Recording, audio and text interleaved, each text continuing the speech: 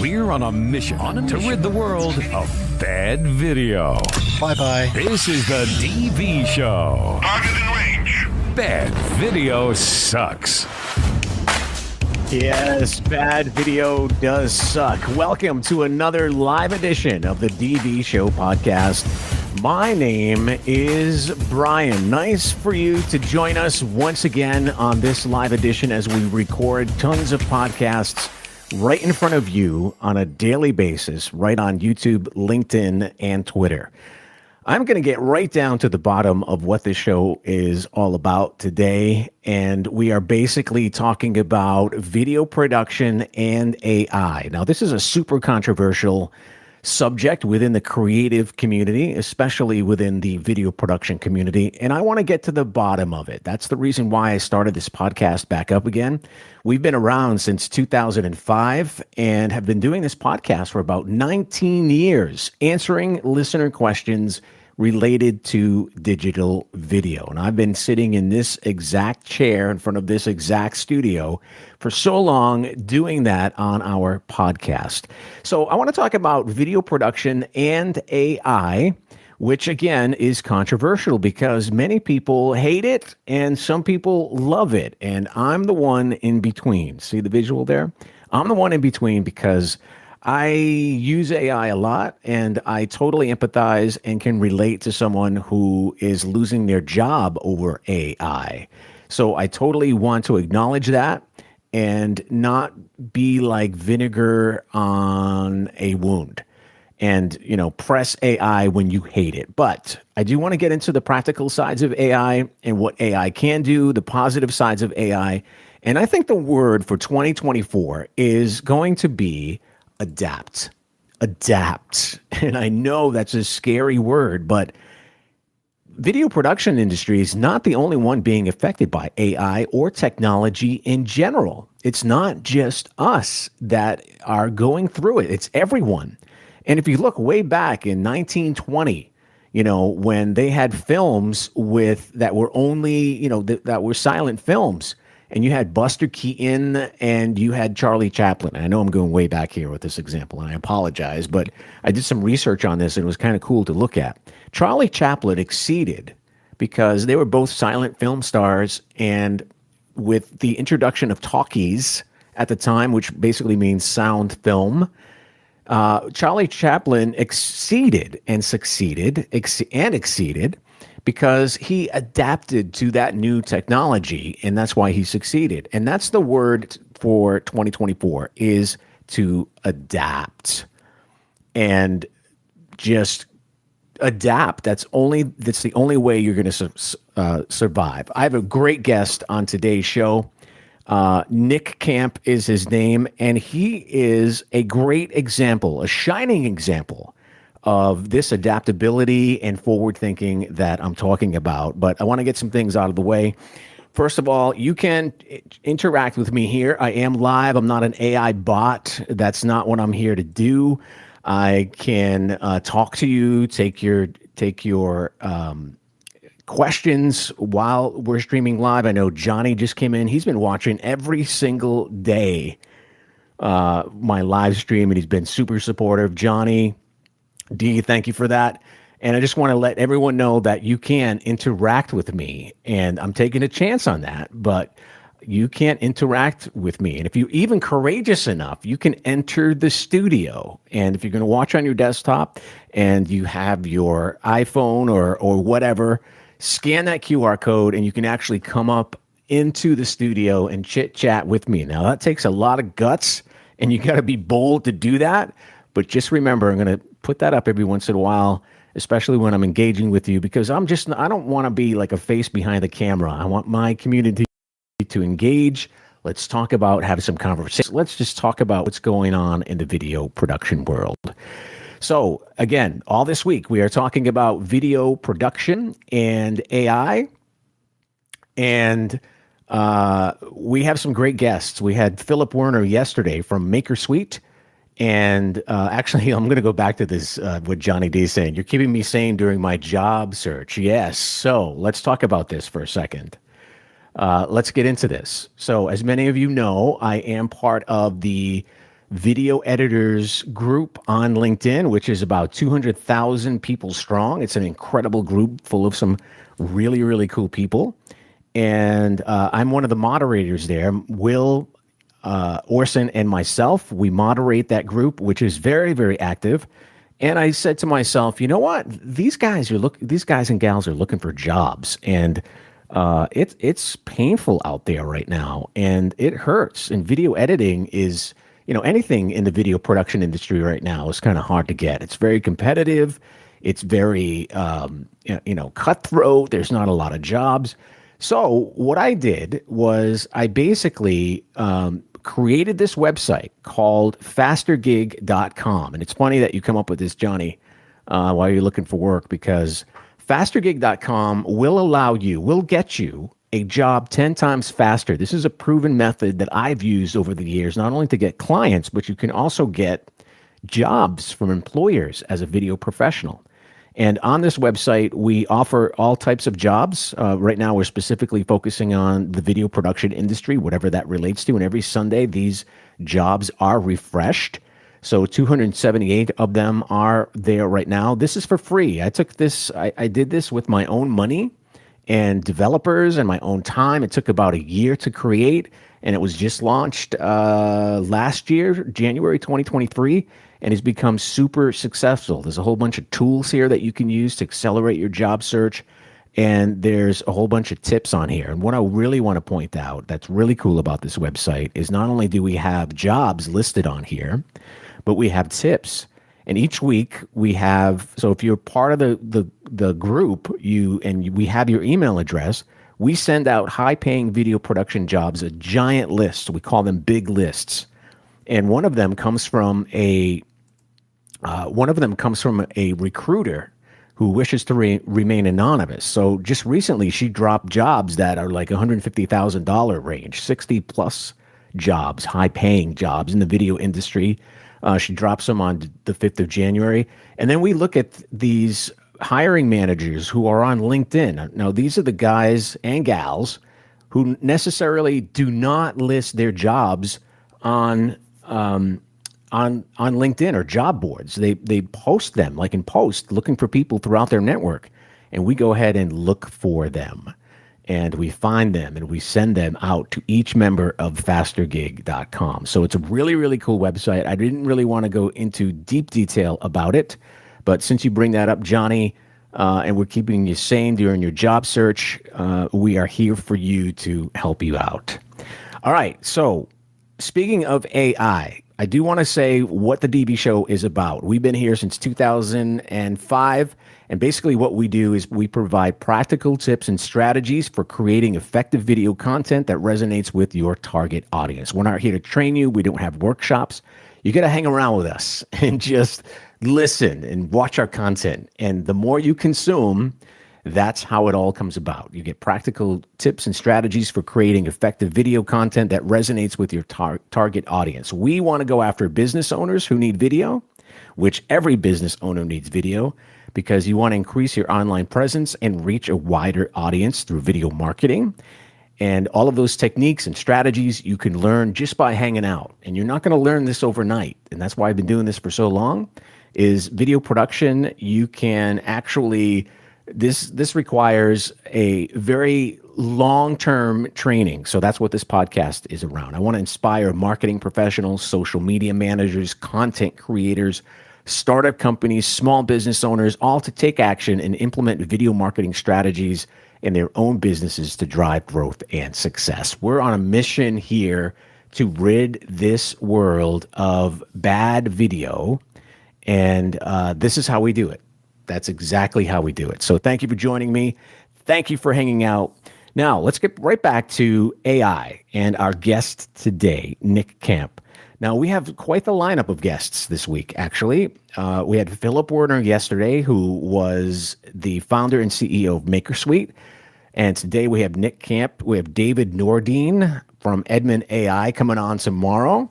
And on Friday, we have Tom Langan, who is the author of the book Legendeering, who gets into the secret marketing sauce for humanization with video on Friday, January 12th. So we got some good stuff going on. And we promised that we're going to bullet test the AI tool Pictory, then come back to talk with Mark Gawith, I think. If I'm slaughtering your last name, please forgive me. He's over there at Pictory, and they were nice enough to give me a trial version to take a look at their AI tool that looks very, very cool. It looks cool, but to be honest with you, I haven't tried it. So I know that just before the holidays, I was fooling around with Pika, and that was a super amazing tool to use. It was animation, it was text to video animation tool, and that was absolutely amazing. And then Mark kind of contacted me and said, "Hey, look at Pictory. Pictory's pretty cool. It's an easy video creation tool for content marketers. And it basically says generate more leads and boost sales by turning any content into highly shareable videos using the power of AI." So during the show, every single day, we're going to bulletproof and bullet test this Pictory. So I logged in, and we're going to ask it. I'm going to go on the dashboard, and we're going to actually put this tool to the test. So let's go full screen here and actually take a look at some of the features that it offers. So this is the dashboard. You can do script to video, article to video, edit video using text, and visual to editors. This is all starting out on the Pictory dashboard. So I'm going to test this with you. We're just going to hang out. If you have questions about it, this is an AI tool that makes your content creation totally quicker and more efficient. I'm not getting paid by Pictory. Mark just gave me a trial to test out the platform, and I want to test it out with you guys here while we hang out. So let's do this. Let's go to another screen here. So I'm going to do the article to video, copy and paste the article to video, and let's see if we can get a DV show article. Let's actually see if we can get a DV show article, and let's pick one of these tips. Let me actually show you what I'm doing here. Let me get one of these tips, and let's create a video. So yeah, let's take some lessons from Buster Keaton and Charlie Chaplin in the AI era. Let's take that link, go back into Pictory, and copy and paste it. And apparently, what's going to happen here is that it's going to take this article and create a video, which is pretty cool. I think I like that. So let's click that proceed button. I have a feeling it's going to take a while to do that. So let's kind of take a look at what the results are at the end of the show. But in the meantime, let's talk to Nic. Let's get Nic Camp on this podcast and listen to the interview, actually watch the interview that we had with him. And again, our guest today, Nic Camp, is a shining example of the adaptability that I was talking about at the top of the show. The forward-thinking attitude. Nic is a shining example who is actually a visionary who has successfully integrated AI into their business strategy. He has totally adapted. His journey is totally remarkable. It's a story of transformation, resilience, and foresight. So Nic's expertise and experience offer a valuable insight into how AI is not just changing the game, but also setting the new rules in the world of video production. So we are going to talk to Nic right now on this edition of the DV Show and see how he did it. Now, keep in mind, whether you are a tech enthusiast, a professional in the film and video industry, or just curious about the future of AI, this interview is for you. So let's dive right in. Talk to Nic, and in the meantime, Pictory in the background is creating a video from the article link that I just put into it, and we'll see how it did at the end of this interview. But right now, let's talk to Nic.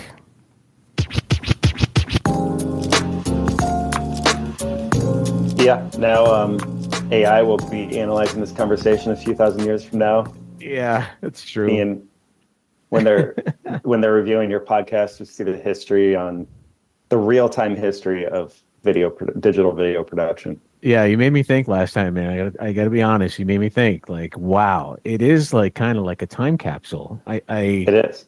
I listened back. I can't say look back. I listened back. Is that even a word? But I listened to past episodes. And I'm like, wow, man, technology was. And you mentioned VHS-C the last time we talked. I'm like, what is going on? I actually had to look up VHC again, and it's like it was a little tape that you actually had to put into a cartridge, which made it half-inch, and then you had to edit. Right? Am I thinking right? You're talking about VHS-C? Yeah, VHS-C. Right? Yeah. So, I mean, to view it, it was like you had to put the tape in the other tape and then put that in the VCR. But to edit it, I mean, in order to get my stuff digitized, I had to put the little tape in the VCR tape, put a 8mm digital 8, not 8mm, digital 8 camera into the VCR, record that onto the digital 8 camera, and then in real time record that onto the computer. And then, so I have digital versions of the stuff I made in grade school. Oh my God. Yeah, and I did it when I was in college. I'm so mad that I didn't do our family videos and everything because they're still around, but I should have just taken another week or two and just done those too. In the back of my mind right now, I'm like, oh my God, that's too many generations. You can't do that. The video quality is going to degrade, and you can't go different generations. That's crazy. Yeah, that was. Yeah, I don't think I could do it now. I still have that digital 8 camera, but I don't think I'd have a way to get the camera to the computer at this point. Wow. I think those days are over. Yeah, I might have something in my attic if you need it. Just give me a call. I have all different cables and. I was going to say, if anybody out there can digitize my stuff, hit me up because I've got a bunch of VHS-Cs that I would love to just have on file. I laugh, Nick, because that is so funny. Oh my God. So that's when you first started, was VHS-C. That's crazy. What was even the editing software back then? I don't even know. Like there wasn't even no software. It was decks, right? Yeah, I mean, I would have been doing in camera. The only editing I had was there was a fade button so you could fade in and out. And then what we would do is just pause the music, like when we pause recording, and then start the music as we start recording. If there was a gunshot, someone would be standing next to us with a boombox like next to the camera and try and line up the gunshot sound effect. So it was all in camera. I love it. The first software, do you remember Pinnacle Peak software? That was the first actual editing software I used. Oh my God. Wow. That ancient. I think iMovie would have started by that point, but we didn't have Macs around. I had like a Windows E machine, and Pinnacle Peak had some kind of like software that you could edit pretty much like I. Yeah, I had the capture card and everything, and the RCA plugs. Oh my God, that was so long ago, man. Oh my God, that's insane. You know, believe it or not, though, VHS, not VHS-C, but VHS is actually coming out again. I know some friends that work in production houses here, and they're going to distribute. I guess it's maybe because it's vintage content, or maybe it's a vintage movie, but you know, just for nostalgic sake and to kind of keep up with the vibe of the movie, they're actually distributing it on VHS. Do you believe that? It's insane. I'm actually surprised there's not more of it, because like cassette tapes making a comeback, and you've got old bands coming out with new music then they put it on cassette tape because that was when they blew up, like Red Hot Chili Peppers, for example. Yeah. So if you got like a Quentin Tarantino who blew up during the tape phase, I cannot believe he doesn't have a bunch of special editions. People would buy those for like $60, you know? Yeah. All his movies. I'm surprised there's no tapes. So I guess maybe that's coming. It sounds like it's right around the corner. Yeah, that's crazy. Like people are still buying records. I know that's a huge thing now. Record players came back. Right, yeah. And, yes. So maybe we're just not there. Maybe tapes are going to be, in a few years, they'll be blowing up like that. If there's nostalgia, it'll come back. So maybe Laserdisc was too small. So Laserdisc. Oh my God. Betamax. Oh my goodness. Oh my God. So I like talking to people like you because we can go back and, you know, we'll get into what you're into today. I mean, obviously you've been progressing throughout the years, throughout your career. You have a very impressive LinkedIn profile. You're head of video production now at an AI company. And so, you know, talking about that progression and how it's come so far is like phenomenal. And, you know, talking about tape, editing with tape, you edited like in your machine, which was crazy. And you're right. I do remember that fade button on the camera. Yeah, it was key. If your little movie was ending, you had to have that fade out. Then people knew it was different. That's insane. There's a letterbox button. There's a letterbox button too to put black lines on the top and bottom. It just cut it off. It wasn't actually a wide video, but we use that all the time too. I remember that. My first camera, I used to, back in the day, I delivered soda, right? I delivered pop or whatever you want to call it, depending on what country you're in. But it's carbonated drink, let's put it that way. And I worked all summer long to buy a VHS RCA video camera, and that just changed my life dramatically. Totally changed it. And I know during... I could imagine. Yeah, totally changed my life. I mean, here you are right now. Yeah, here I am today. Yeah. So what's kept you in it so much? I mean, you have technology audits is what I call it. And we're going through a huge technology audit now with AI, but we'll get into that. But way in the past, I mean, technology has grown so much that some people are just like, wow, that's a learning curve again. I'm sick of this. And they drop off. So here we are, like in 2023, still at it. So what got you started? Why are you still in it? I guess is my question. Oh, man. When we got started, it was just for fun. And it never stopped being fun. We got when we started to regularly make videos, we got this little 5 or 10 minute session at the end of Fridays at school where we get to show a movie. So that really encouraged us to keep on going and start trying new things. So we had our audience, and then that just never ended. When video was, it wasn't like now where anybody can shoot and edit a video. So it was a very new thing for people to see their friends on screen playing characters and stuff in a video with music and stuff like that. So it was super exciting for the people that were around us. So we just had that motivation from our friends and family to just keep on making videos, and it never stopped. Once digital editing became affordable to do just in our house, that really changed everything, because you could really pump up the epicness of a little production if you're putting huge classical music swells and stuff like that in it. So that kind of reinvigorated us a few years after when we started editing. Yeah, it's insane. So are you Mac guy, PC guy? You first started, you just said you had a Windows editing software.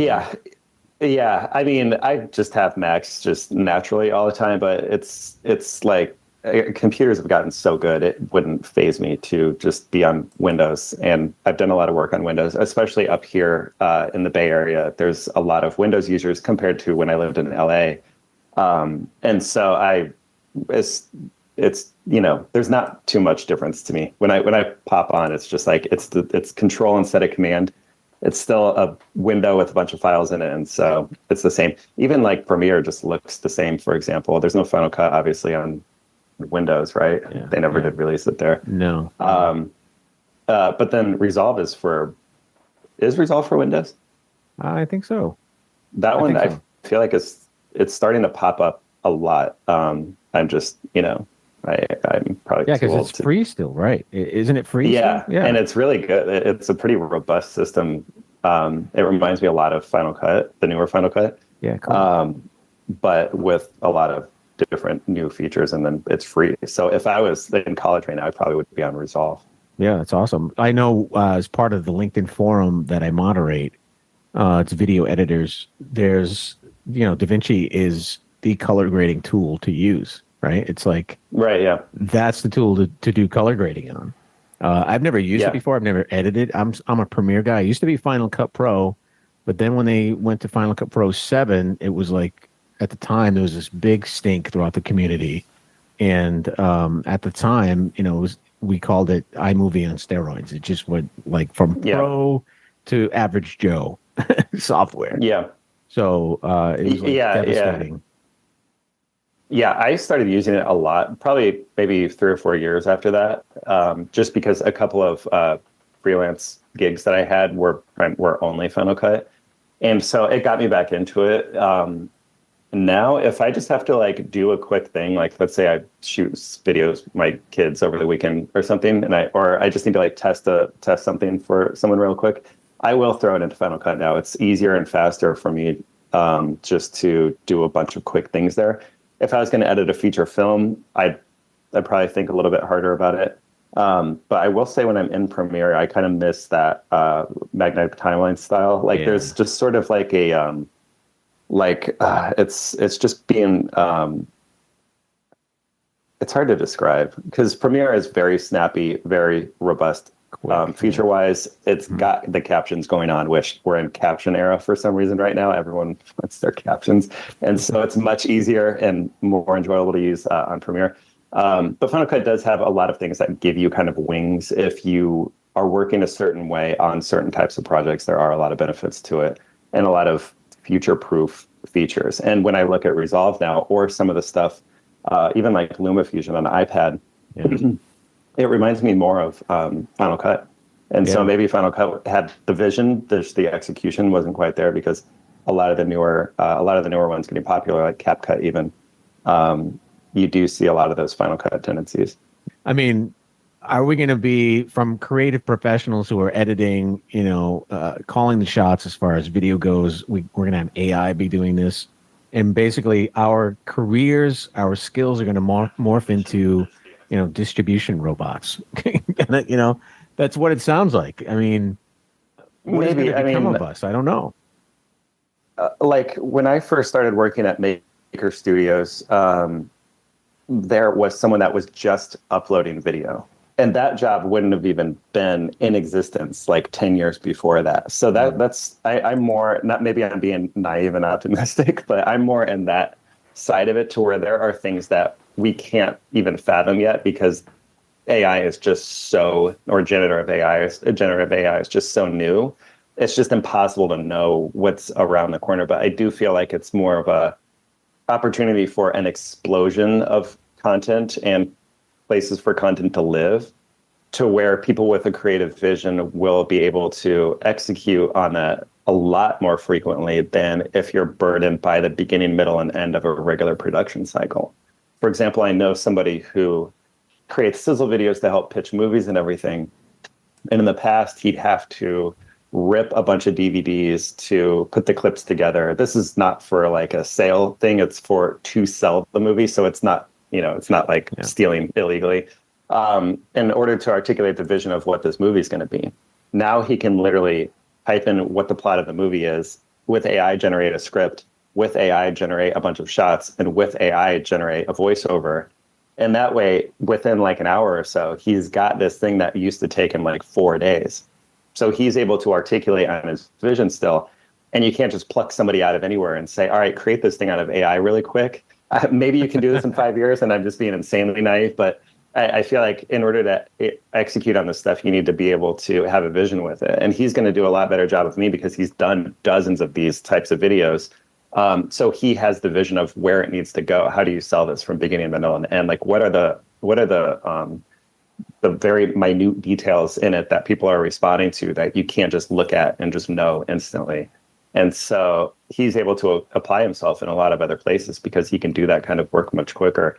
And his clients list has been, the proof is in the pudding the last like 6 months. It's unbelievable, like where he's gone with some of this stuff and with what he's able to do with it. And so I see a lot of opportunity like that happening to where now he has room for a lot of other things.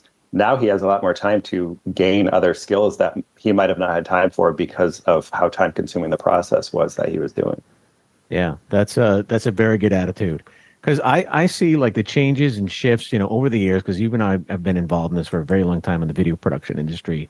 The changes and the shifts over the years, you can have that mindset where it's positive and you have to welcome the technology in. Because I know I'm right in the thick of this. I'm like right in the face as far as having a podcast and being on LinkedIn, being a top production voice and all that good stuff. And, I hear both sides. I hear, oh my God, and I hear whoopee, and it's nice to be in the middle of that because the people who are on the positive side that say, AI is going to make me more productive. AI is going to need humans. Obviously, you just told a story there where a human is necessary to intervene in that process, to be part of that process. Those are the ones that are going to push this industry forward and keep going into the direction that it should go to. As a matter of fact, I was just talking to an owner of a company yesterday called Edmund.ai, and he's more in the news area, more industrial, professional, avid editors. And his software, his AI tool, basically transcribes hundreds and hundreds and hundreds of videos in a database. And you could just go in and click if you want a certain word, a phrase, a sentence from, let's say, Donald Trump, or let's say, television star, or anything. You type in the words, you can come up with the clip in a matter of seconds, and then just, edit those clips. It just takes minutes. And like you said, it's crazy. It's awesome. And it's enabling somebody, they've got the vision for what they need to see, and it's just enabling them to execute on that much quicker. Yeah. And then there's also those practical things where it's like I said, we're in the era of captions. Everyone's caption crazy right now. It used to go from I literally never hear the word captions to a significant portion of my day is discussing captions. And so I'm kind of waiting for AI to come around and do it's already really impressive what you can do with auto transcriptions, but we've got a couple more steps to take before I can really walk away from some of those, just these things that can be automated and allow for other things to apply our energy to throughout the day. Yeah. So I think there's a lot. You mentioned being on both sides of it. I think that's probably the truth of it. With any huge paradigm shift like this, there's going to be some negative consequences. And then there's going to be a lot of good things that come out of it. It's just like natural evolution. So there probably is plenty of, maybe there will be much higher expectations as far as quality of videos. Maybe it will be too high of expectations of how fast something should be produced, because it's why don't you just have AI, automate everything? And so there will probably be a lot of negative consequences to it, but isn't there for, everything as things evolve. It's just kind of a natural thing. And I think for video creators or filmmakers or anything, it all starts with a vision to begin with. And so we had these tools of video camera and video editing. As that evolves, it still doesn't change the fact that you have a vision and you're executing on it. And it's just how you're able to do that is the question mark of how you're going to be able to do that as things evolve more. Well, and look at the creators of King Kong doing, a dinosaur fight with stop motion. And then eventually we have other movies with King Kong, even probably this year or next year.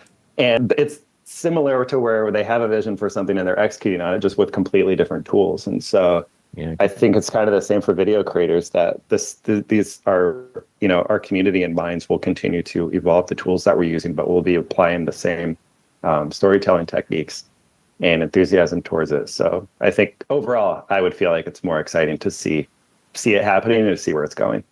And it's so true. It's the attitude to have. It's not about the tools. It's about that creative vision, and whatever tools come, no matter where you are in the world, what generation you're in, it doesn't really matter. I've been working in the AI world since 2019 was the first time it was just AI specific. And it was an NLP, natural language program. And since then, seeing the shift go from AI being this annoying, works sometimes Siri, Alexa style software that we interact with. My Alexa just woke up. Hold on one second. My Alexa. Yeah, I was just I shouldn't have said that so loud. I got speakers around too. How can I help you? Yeah, to being this everyone's worried about is their job next sort of thing, in the year 2023. It's been an unbelievable, unbelievable shift in just everything. It reminds me of when internet search blew up and the internet was at people's fingertips in a way that it wasn't when we were just using the internet. And the internet was whatever AOL's front page looked like that day, or internet was Hotmail. Our interpretation of what the internet was changed completely once it was indexed a certain way to where we could access anything at a moment's notice. It reminds me of that. And we're just in the beginning stages of that too. So there's definitely a scary factor, with what's been going on, undoubtedly, especially when a lot of the top minds in the field are we should be very concerned and have a lot of reserve about this and think twice about doing a lot of these things. But at the same time, there's a lot of excitement too, because there's capabilities that the human race has never seen before. This is a paradigm shift that we just have not been encountered with so quickly. And so AI has become something very, very, very different than what it was when we got our first speakers we could talk to, we'll say. Oh yeah, definitely. It's still got a lot of snags, and there's still a lot of curious things, but that's part of what makes it so fascinating, to where if you searched Google for movie showtimes in the year 2012, you knew you were getting the actual showtimes that you were looking for. If you ask AI bot something now, it's questionable whether or not that is even reality of what it's saying. So that's why it's such a interesting side note in all of this, is that a lot of it may not even be the truth. And so you're the head of video now where you're at, and actually all of these changes in AI for this company that you work for, which is an AI company, all of the changes is actually what's keeping you busy and what's keeping you doing many productions or revisions of productions, right? Oh yeah, definitely. There's a lot more interest in general. So there was so much to do before, because AI was no sleeper before all this. But now it's, like I said, it's like 10x. It's hard to even measure, because there's not enough hours in the day to even tackle all the opportunities that are there with it. And so that's why it's take it day by day. What's the priority? What's the focus? And what are we really excited about? And just do everything you can.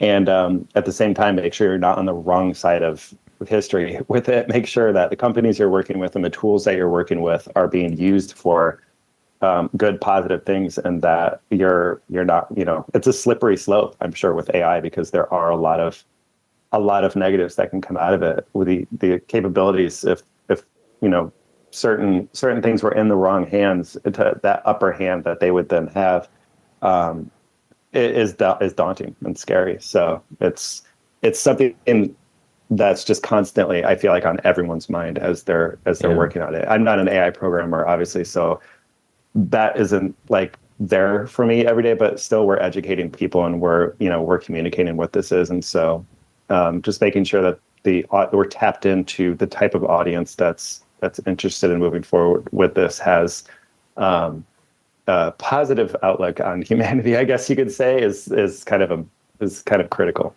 Yeah, it's going to be interesting to see. So, what equipment are you using on your at your work right now? What are you editing on? Cameras? Tell us what you got.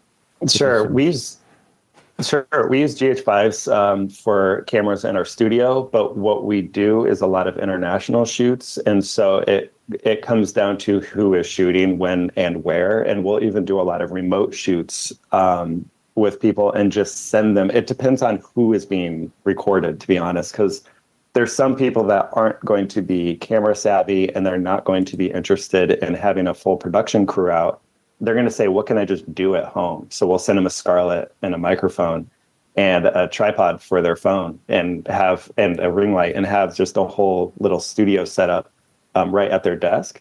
Or sometimes we'll have an actual production crew come in with whatever cameras that they are using, and use that. But in our studio in the Bay Area, we just use Panasonic GH5s, and I just ordered some new labs just the other day, actually.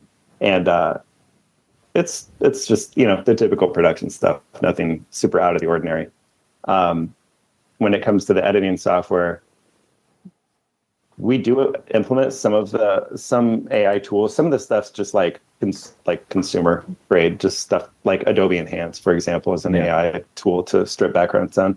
The team uses it's this specialized captioning software that's kind of internal. But again, Premiere, does a similar thing. So there's no unbelievable AI tools that we're secretly applying to everything that no one knows about. I'm sure something like Apple's new camera for their spatial video stuff has some insane AI assisted stitching software going on. That would be my guess of what the most amazing AI thing happening in video is right now. That's awesome. And then of course visual effects, you're going to be able to just tell AI to give you a quick animatic of something and create a pretty decent looking visual effect. So I'm sure AI is being implemented there in ways that we haven't really seen on the consumer side just yet either. But the good thing about you is on where you're at right now is that you're in tune to the technology that's happening. You are ready to change if you have to make that change.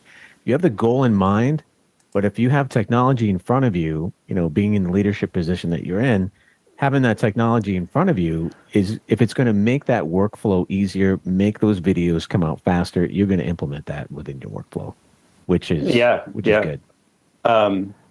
The best, I can, just to not talk up Adobe too much, but the Adobe Enhance software literally just saved we had like a mic, it was like a card corruption. It wasn't a mic failure, it was card corruption or something. So we lost the actual audio from the lav mic, and Adobe Enhance actually took onboard sound from the camera and enhanced it so well to where it was pretty close to the person standing next to them that actually had a mic clipped on their lapel or on their collar.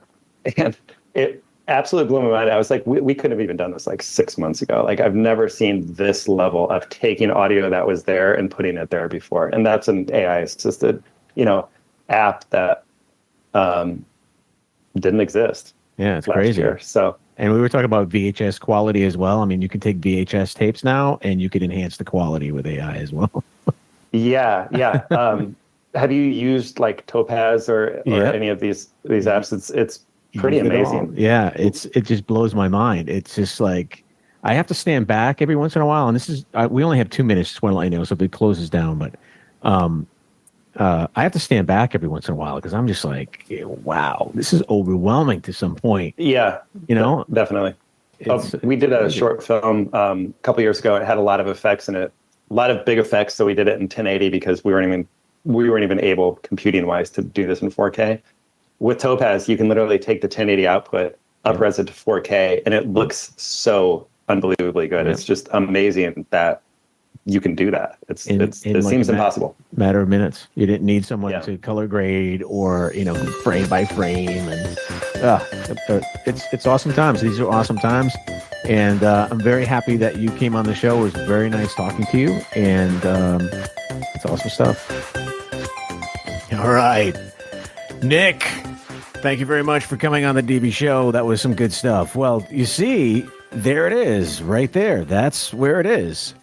Nic is really on the edge, and he really downplayed himself on his background and his experience, but he asked us to do that, but that's okay. If you want to learn more about Nic Camp, check him out on LinkedIn. He really downplayed his skills there, and he is in the cusp. He's right in knee-deep in everything that is AI, so go ahead and check him out on LinkedIn. Thank you for joining us today in this live edition of the DV Show podcast. It was so great to have you here. And again, all week long, we are talking about AI and video production, how it affects you in some way. And I thought, bringing Nic on, he, again, is just a shining example of adaptability and forward thinking for video professionals. So that's the word I want to use within my community, within this community here. Adapt. I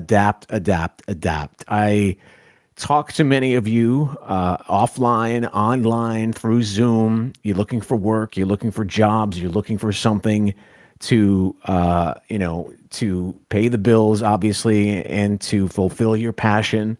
And that's my word for 2024, is to adapt. The industry is changing, and so should you.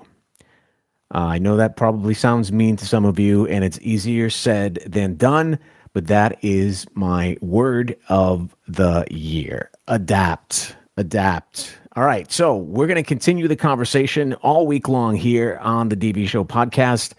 Thank you so much for hanging out today. Yesterday, we had Philip Werner from MakerSuite. Today, we had Nic Camp talking about his perspective about embracing AI. Tomorrow, we are talking with David Nordin from Edmund.ai. Tom Langan is going to hop on board to talk about his book, Legendeering. He's a cool guy to talk to about humanization and marketing, video, all that good stuff. And, before we go, hold on. Hold the music. We forgot one thing. Pictory. We're going to go back to Pictory and what it did for us here. So hold on a second. Let's go back to the Pictory screen because we actually put a link in there and they promised us that they're going to create a video from one of the articles. So let's see here. Okay, so this is my first time using Pictory, I have to say. So if I'm a complete idiot about this, please forgive me. But let's bring this back up. All right, so apparently Pictory, an AI tool that'll make your job a whole lot easier, is supposedly is going to take a article from the web and create a video. So I'm just going to click on that next button just to see what happens, and hopefully this doesn't take that long. All right, so it's creating a video storyboard, and it's going to be 100% completed. But Pictory is an AI tool that I'm using, and we're just going to check it out. Oh, it's actually going pretty quick. So let's give it a little time here. Yeah, John, so I totally appreciate your comment right now, because I know you've been watching every single day, and you've been watching all the flubs and audio technical problems. But Restream.io is the company to go with if you are streaming. And I totally recommend them. So yeah, good show today. And it was without a hitch, thankfully. All right, so it looks like Restream actually, I don't want to do that. I don't want to do that. Look it came up with a video for the article. So I don't know what this is going to look like. I do not know, but Pictory took lessons from Buster Keaton and Charlie Chaplin in relationship to AI, and it created a storyboard and a script. And it looks like it created a video, and I can select what kind of voices I guess I can have in this. So let's just apply Amanda, a female voice, and just wait here. And I'm going to take this up to another 5 more minutes. So let's see. All right, so it's at 90% right now, 91%, and I just want to give Pictory, I want to do one of their features, and what we did was we put a link in their tool, and this is not one of the features that they have. We put a link in their tool, and it came up with a video. So hold on, a link for an article. All right, so what do I do now here? I don't know what I do now. Video duration is 54 seconds. Can I play it? Okay, yes, I can. All right, so it took an article from the dvshow.com and created a video. And let's see what it looks like. I have no idea what this is going to look like. I have no idea. And I selected a female voice, Amanda. So Mark, if you're watching and you come on the DV show, Mark Gareth is from Pictory. You can guide us through, but so far so good, and it was pretty quick.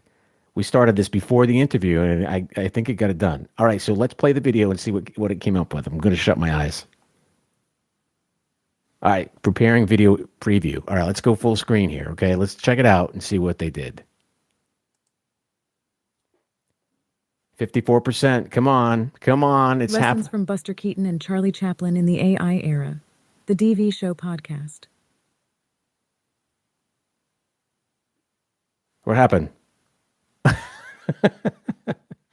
Can I preview?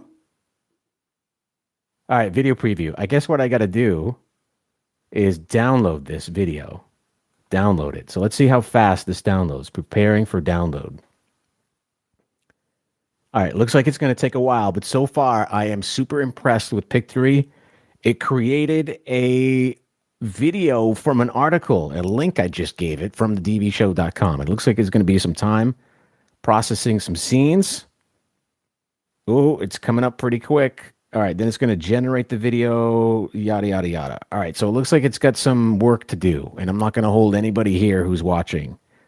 So what I'll do is I will post this on LinkedIn, the final video, so we can see what Pictory did, and we can check it out. But I like what I saw so far, and there's a lot of features. We'll be bullet testing Pictory throughout the entire week and on this show. Let's bring back the music. And I thank you once again for watching us on the DV Show Live. It's been a pleasure to have you. Nice hanging out with you, talking about AI and video production. Now, if you want to check me out, you can go to the DV Show on YouTube at Bad Video Sucks, on Instagram at the DV Show, on Twitter. Check me out on LinkedIn right there. There's the link. Or you can contact me directly at thedvshow.com/Brian. And I'd be more than happy to answer any question that you have related to digital video, because, hey, that is what I do best. Thanks again for hanging out. It's been a lot of fun. I will be back tomorrow. So we will see you then. Thanks for joining me. Video production just got easier. The DV Show.